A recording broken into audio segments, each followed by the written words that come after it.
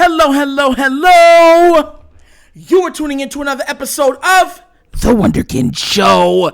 Today's topic. Hey, yo.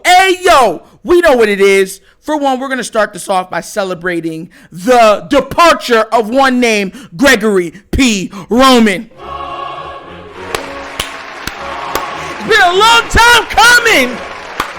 Hey! Now, as he leaves, get out of here. So, what today's topic actually is about is today's press conference with John Harbaugh and EDC. Now, here's the thing, guys. They were very diplomatic in everything that they said. They said the right things. They used the right words, the methodologies. They did it all. But the one part that I had held on to was the notion that Lamar Jackson was fighting to get back and was extremely close to getting back. Everybody thought, hey, even Lamar thought that he might be back for that game. And that coincides to exactly what I reported to you guys because I got it exactly from somebody in the locker room. I try to tell y'all, man, I be on it, man. Listen, that's what we do here. We only deal in facts. So that just reaffirmed what I reported to you guys before of Lamar fighting to get back. Even after he put that, he was still fighting to get back. So I was very happy of hearing that came out because when you do put yourself out there with information, you have to be held to a standard of credibility.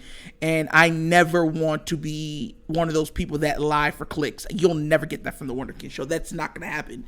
And that's not the way I do things. So just FYI, I want to make sure that was good. But the other things that they were talking about that I think I want to bring into was Lamar Jackson's contract. You know, they said, look, you know, listen, this was those media people there asked a lot of questions. No softball questions. These were actual questions that fans have had. Questions about the wide receiving room. Questions about the wide receivers. What do they plan on doing with it? Questions about Greg Roman. Questions about Lamar's health. Questions about Lamar's contract. And they finally answered them all. And look, I like that. I like people that are open. I might not like what you say, but I can respect where you're coming from when you're honest with me. And I know a lot of people don't like that, but I am. So watching this all take place, watching it all come about, I was very, very, very, very happy that those media newspapers and whatever else asked those questions. No softball questions, no gimmies or anything like that. They asked the questions that had to be asked for us fans. Because at the end of the day, we're the ones at the end of the bar that are paying the bar tab. You get where I'm coming from? So I was very happy with that. Now, here's the thing. They talked a good game. But will they actually pull it off for what they said that they would do? Now, look, I'm actually going to play a small snippet from the press conference just so you guys can get a little listen to it. And you could tell me what you guys think about some of the parts of it and other things. But I felt like they were very candid in this. And I felt like it was something that we needed to hear. So without further ado, I'm going to play a couple minutes of it. Then we're going to dive into what we think should be the moves of the Ravens moving forward. All right? So let's get her done. I talked to Lamar today, as I said. And our focus right now is really to get a long-term deal done. That's our singular focus at this point. It's going to take some time. It's going to take some effort. It's going to take great communication, give and take. But I'm confident that we'll be on the right path to get that done. Eric, you currently have 5 draft picks and 5 picks upcoming draft. Is that a challenge for you? You're going to try to accumulate more, or are you sort of comfortable going in? You know, every draft is different. I mean, ultimately, we'd love to have more picks. I think most years we do. Sometimes what we find is if you have too many picks over a 3 or 4 year span, it's hard for all those guys to make the team and contribute. And I go back, you know, there was a draft many years ago. I think Ozzie had 4 picks, one of our best drafts. I think we took... it might have been McAllister, Brandon Stokely, Evan Mulatalo, and there was one other guy, I think, Jameson, you might know. It was a hell of a draft. Every single guy contributed right away. And so my goal, my mentality is to take every one of those picks this year and nail every single one of those picks.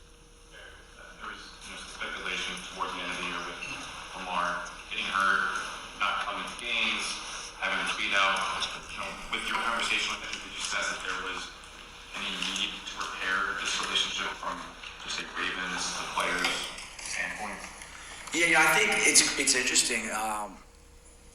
Our relationship with Lamar, I think, is fantastic every single day. Now, you can say, well, what's it like negotiating? That's a challenge, because that's a business relationship. And there's, anytime you negotiate with anybody, it's not always going to be an easy conversation to have. But that doesn't affect our feelings for each other, or John's feelings for Lamar, the organization's feelings for Lamar every single day, how his teammates, we all understand this is a business transaction. That's the challenge, really, for a player to represent himself, I think. And we have to keep those two personalities separate, the Lamar Jackson, the agent, versus Lamar Jackson, the player. The player is somebody who I hold in extremely high regard. He's a fantastic competitor, one of the most infectious personalities you'll ever see, one of the most talented players in the league, a truly wonderful person in the community and everything else that he does. So that hasn't changed. That won't change. We'll put our heads together. We'll negotiate a contract. I told Lamar that, hey, this thing has been a burden for both of us. And I said, but when this thing is over, we are going to feel like $1 million. And that's truly how I feel.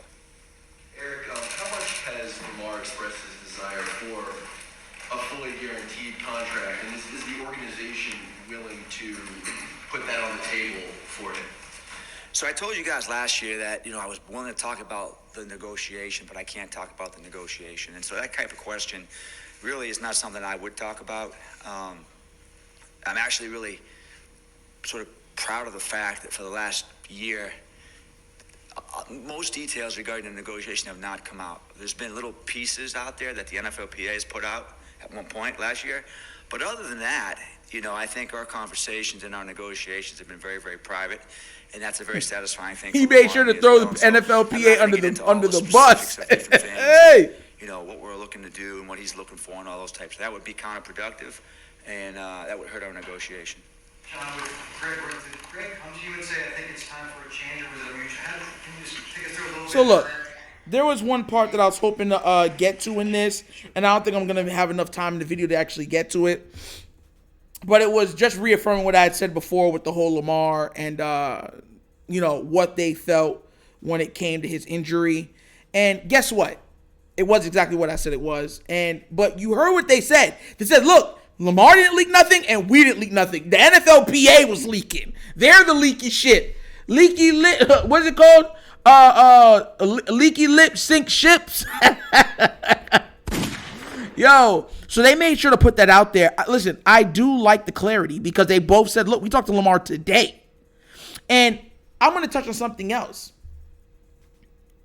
Lamar's been tweeting and liking a lot of tweets regarding coaching, how he's viewed as a player, what he wants going forward, and what he believes himself to be. And this is what they pretty much reiterated in the press conference. There's an old adage we used to use when I was a kid. It sounds good, right? Because everybody could talk, right? Talk is cheap. Now, what they do after saying those things is what I'm grading them by. But off of just hearing, they were saying all the right things. Oh, we want Lamar to be here and his career here. We want him for the foreseeable future. He's one of the best, most dynamic, most talented players in the league. And with him and the team that we're building, we want Super Bowls with an S. Pluralize that word. And you know what? Us fans want it too. And this is why so much of us are so adamant, we cannot lose Lamar. Because guess what they also said in this press conference, right? They said, look, we're not looking on rebuilding. John does not want to be part of a rebuild. That's their word. That's a quote. He said, I've talked to John about this many times. He does not want to be a part of a rebuild. So, for everybody out there thinking that they think that, we can just go to the draft and get a guy and we can still fly high in the sky with the wings that was given to us from up high, it would not happen. Because guess what? Harbaugh does not want to be a part of a rebuild. EDC doesn't want to be a part of a rebuild. And when we have Lamar Jackson, there is no way on God's green earth that we should be part of a rebuild. So that slap goes to all the detractors. Those Raven fans that are really wolf in sheep's clothing. But I digress. Listen, I'm not going to lie with you. I was very happy with what they were saying in here. And listen, the next show we're doing, we're going to be touching on everything Lamar liked, the retweets and everything else, but specifically talking about this end of year meeting. I like the candidness. If there was one word that could describe it, is candid. It truly felt like they were candid about it. Now, look, there's going to be Raven fans, just like I said before, it sounds good. We'll see what they do. Now, when it comes to receivers and everything else, they better address it. They saw what's up. A receiver next to there is no way that Devin Duvernay should be a third or a second or third best option on a team. No. Especially as a receiving option. They need to go out there, trade, get Mike Evans, or trade and get DeAndre Hopkins. One of those two, I would be ecstatic. And guess what? Another thing that I want to make sure before I close up was they also said that the coach that they bring in will be with Lamar. Meaning, and he said this specifically, whatever coach we're getting, Lamar will be in the negotiations. He will be there. He'll know. Lamar will know everyone they're interviewing. Lamar will know who they pick. Lamar will have a say in the pick. That's a quote. And that's what you want to hear. Listen, man, I'm not going to lie to you, bro. They're about to get me real hype right now, bro. Talk is cheap, but, bro, if they actually come through with what they're saying, bro, I want to look at the camera when I say this. Multiple Super Bowls will make their way to Baltimore. That's what I want. It's not just me being a selfish fan or a selfish sports commentator whose favorite team is the Ravens. Because y'all know I cover more than football. But this is for us. Us. My brothers and sisters. If they win, we win. If we win, they win. We all win together. And I'm going to tell you something right now. Listen, if they actually do what they are saying that they are going to do, the narrative around Lamar is going to be one of the funniest things you have ever seen. Because I'll tell you what, I had a video previously, prior to now, that some of you might have seen, and I compared Lamar Jackson to one named Michael Jeffrey Jordan. Do you know that Michael Jeffrey Jordan started winning in, I believe, his 7th year in the league? Can you make sure you understand 6th or 7th year? That would be around the same time with Lamar. And he went 3 straight. I'm going to tell you something right now. Lamar is on that trajectory. Pat Mahomes came into the best predicament a player has ever come into. That's part of a massive reason of his success. He came into weapons. He came into offensive philosophies. He came into one of the greatest offensive minds to ever coach football. And he came into a team willing to surround him and protect him. There's very few times you see a team willing to do that. I want to remind everybody, the contract that he has, yes, is very team friendly, but he's part owner, I believe, of the baseball team too. One of the greatest situations a player has ever landed in NFL history is Patrick Mahomes. And you know what? Patrick Mahomes might end up with 1 or 2. He has 1. He might end up with 2 Super Bowls. But I'm telling y'all this. If the Baltimore Ravens stay the course, if they surround this man Lamar Jackson with weapons and get an offensive coordinator that expands and uses everything at his disposal, that means the running backs. That means Lamar's running ability. That means Lamar's throwing ability. That means the yak ability for the receivers, the stretching and throwing of fade routes, jump balls, all those things. Tight ends. Then we might see one of the greatest offensive units to ever grace a football screen. And then you guys will be the people watching, observing, viewing how everybody starts flipping what they've been saying the last 4 years. Oh, we always knew Lamar was great. We always knew he was special.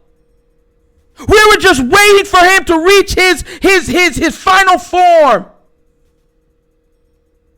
And when that day comes, my fellow Raven fans,